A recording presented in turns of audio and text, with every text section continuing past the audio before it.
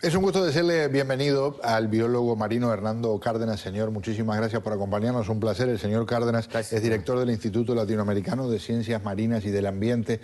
Bienvenido. Muchas gracias. La orca en sí, desde 1910 hasta hoy hay solo 5 casos registrados de algún tipo de algo parecido a un ataque a humanos estando en libertad. Cambia completamente la situación cuando están en cautiverio. ¿Es un animal peligroso la orca cuando está libre? No, realmente no. Es mal llamada, como bien lo dijiste, asesina, ¿no? Cuando nosotros entendamos y conozcamos el fascinante mundo, el comportamiento de estas ballenas mal llamadas asesinas en su hábitat natural, entenderemos por qué es indebido mantenerlas en cautividad. ¿Son animales muy sociales? Bastante sociales, forman estructuras sociales y muy parecidas al humano, familiares. Y tanto así que las madres mueren con sus hijos en manadas y la estructura social se mantiene por muchos años y las manadas van y mantienen una secuencia estructural social muy fija, más definida. Ayer en el documental que hizo la cadena, que puso al aire la cadena CNN, 2 o 3 cosas que me impresionaron mucho. Una, van siguiendo a una manada de orcas y entonces capturan a una pequeña. Una familia de orcas, que obviamente son familiares de esta que está siendo capturada, no hay forma de espantarla, se quedan ahí cerquita tratando de hacer algo para proteger a la pequeña. Hay un elemento de humanismo, digamos, en esa actitud. Se dice que son lazos familiares muy fuertes, tanto como o más que el mismo humano. ¿Sí? Y para hablar de la inteligencia, otra cosa que vi que me impresionó mucho es que algunos de los machos, por ejemplo, cuando venía una avioneta que ya en otra ocasión había estado participando de la cacería, los machos se dividieron para entrar por un canal y entonces hacer como una maniobra de distracción para que las hembras con las crías se fueran por otro canal, lo que habla de una capacidad sorprendente. No, es que es sorprendente, es fascinante. Y todavía nosotros, los biólogos y más las personas que están directamente en estos estudios científicos de gran alcance, no logran entender, no logramos entender la estructura morfológica vocal.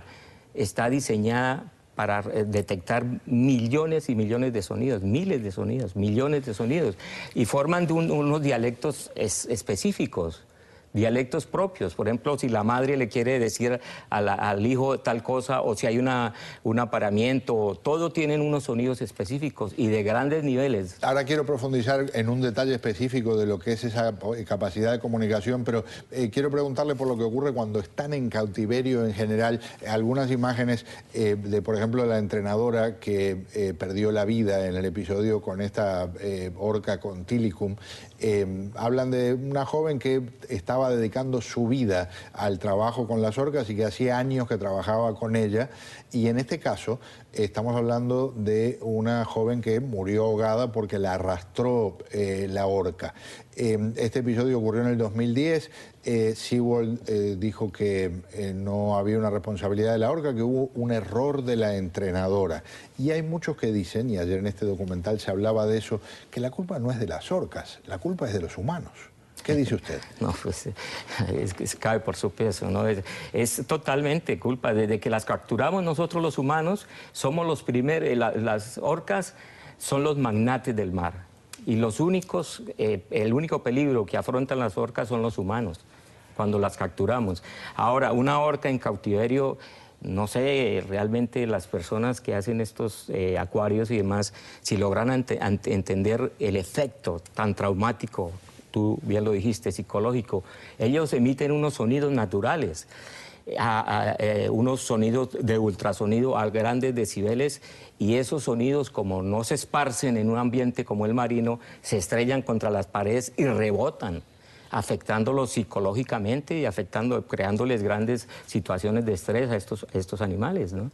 Y eso casi nadie lo percibe y lo entiende. O sea que en la práctica una orca puede, y voy a emplear un término muy popular que no es por supuesto científico, volverse loca por estar encerrada en un espacio tan reducido. Totalmente. Y eso llevarla a conductas agresivas. Sí, entonces hay que recurrir a los tranquilizantes, que es Que por cierto, son prácticas, ¿no? Vamos a escuchar lo que dice un ex supervisor de buzos del Seaquarium de aquí, de Miami, cuando se habla del reducido espacio en el que vive Lolita hace 43 años.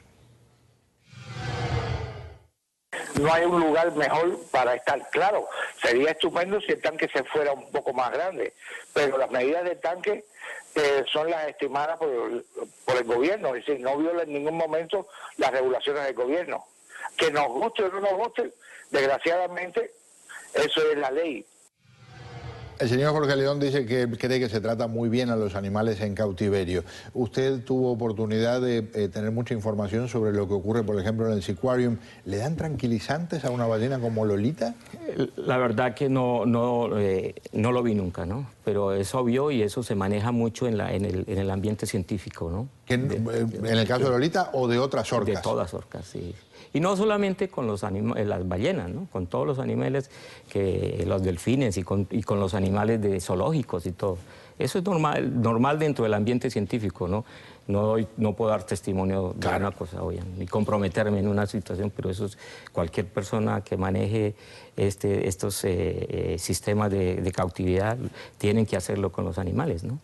Fíjense que el productor ejecutivo de este programa escribió hace como 11 años un reportaje para el diario Reforma hablando del Seaquarium y en aquel momento decían que iban a buscar construir un estanque mucho más grande porque Lolita vive en el estanque más pequeño, aunque cumple con la ley federal estadounidense, con el estanque más pequeño que hay en Estados Unidos.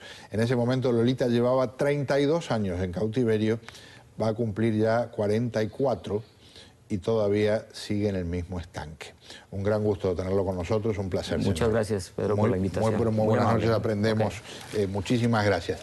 Vamos a escaparnos un instante a investigar lo que va a pasar en nuestro próximo programa. Vamos a darle la oportunidad a don Omar Moinelo para que nos cuente lo que hay en TN3. Adelante, señor.